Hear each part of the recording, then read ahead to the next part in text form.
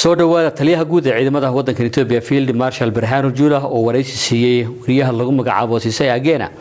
ayaa waxa uu ka hadlay qodobo kala duwan qodobada uu ka hadlay waxa kamid ah in dhibaatooyinka kala duwan ee waddanka gudihiisa ka jira aanay ahayn kuwa waxyeello u geysanaya jiritaanka waddanka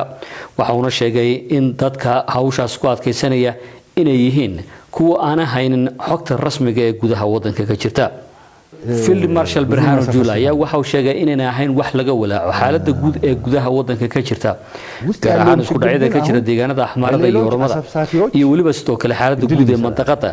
geeskan Afrika oo sheegay inaan wax walaaco ku haynin waddanka Itoobiya Field Marshal Birhanu Jula ayaa waxa uu sheegay in iska badaa mandaqada kale in Soomaaliya ay Itoobiya ku leedahay taageero iyo saaxiibo weyn waxa uu sheegay Field Marshal Birhanu Jula maruu ka hadlayay iskaashiga u dhaxeeya wadamada geeskan Afrika ee ka dhanka waddanka Itoobiya inaanu jirin waddan amaba awood hareereysay Itoobiya amaba awood u leh inay hareereyso oo ay dhibaato gaarsiiso ውስጡ ችግር ሲፈጠር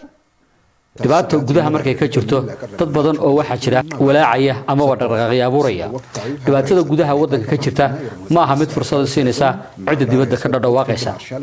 arinta gudaha waddanku waa mid aad u fiican gudahana waan hagaajinaynaa oo sixitaan baan ku wadnaa cidna hareereysay ma jirto cidna hareereyn karta oo awood u lana ma jirto Field Marshal Birhanu Jula ayaa waxa uu sheegay in ciidamada nabadgelyada u jooga waddanka Soomaaliya in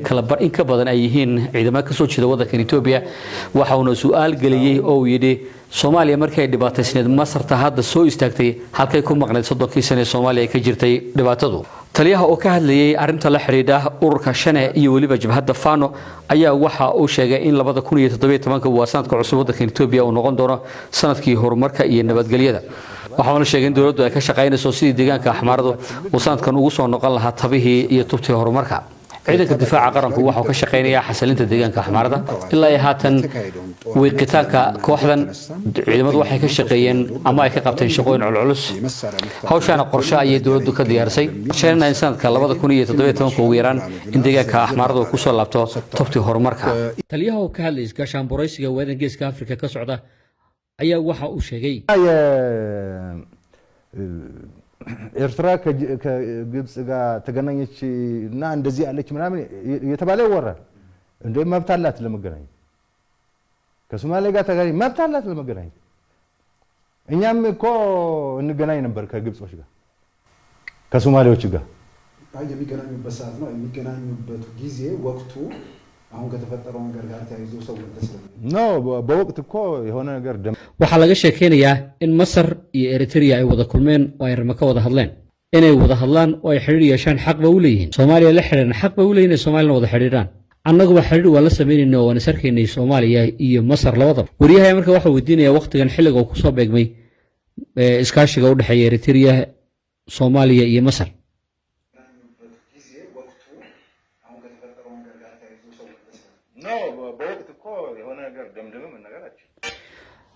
marka taliyaha waxa uu ku jawaabay ma jirto arin aad ku gabagabayn karto ama aad ku xukumi karto waqtiga ay dhacayso darteed dhanka kale shirka 79aad ee qaramada midoobay ayaa waxa sadka la sheegaya in ayna ka qayb galin xubnaha sarsare ee xisbiga talada haya ee PP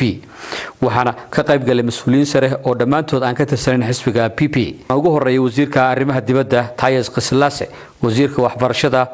Birhanu Naga wasiirka caafimaadka Dr. Maqdas iyo waliba sidoo kale wasiirka curunta iyo teknolojiyadda kuwaas oo dhamaantood aan ka tirsanayn xisbiga PP balse ah wasiiro talada haya iyadoo lagu soo xushay aqoontooda iyo waliba in ay ka tirsanayeen xisbiyo loona baahan yahay inay qayb ka noqdaan talada waddanka waana markii ugu horeysay baa la yidhi dad aan xukuumadda xisbul xaakimka matala aanay qayb ka ahayn shirka qaramada midoobay sidoo kale ra'iisul wasaare Dr. Abiy Ahmed ayaa muddada uu xilka jooga waxa la sheegayaa inaanu ka qayb galin shirka qaramada midoobay